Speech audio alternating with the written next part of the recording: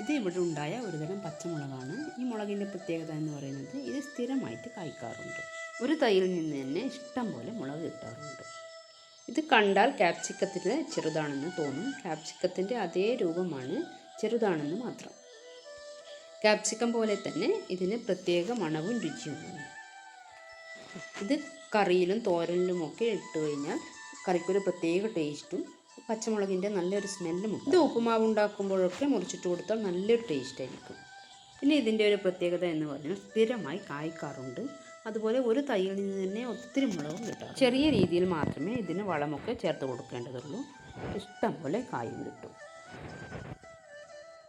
ഇത് മഴ ആയതുകൊണ്ടാണോ എന്നറിയില്ല, നിറയെ കായ പിടിച്ചിട്ടുണ്ട്. ഈ ഒരു പച്ചമുളക് തൈ ഒരെണ്ണമെങ്കിലും ഒരു വീട്ടിൽ അത്യാവശ്യമാണ്. എനിക്ക് ചെടിയുടെ വിത്ത് എൻ്റെ വീടിനടുത്തുള്ള ഒരു ചേച്ചി തന്നതാണ്. അത് ഞാൻ മുളപ്പിച്ചെടുത്തതാണ്. ഇതിൻ്റെ ഒരു തൈ ഉണ്ടെങ്കിൽ തന്നെ ഒരു വീട്ടിലേക്ക് വേണ്ട പച്ചമുളക് ഇതിൽ നിന്ന് കിട്ടും. ചെറുതായിട്ട് മഴ പാറിക്കൊണ്ടേ ഇരിക്കുന്നുണ്ട്. അതുകൊണ്ട് ഞാനിത് കുറച്ച് മാത്രമേ പറിച്ചുള്ളൂ.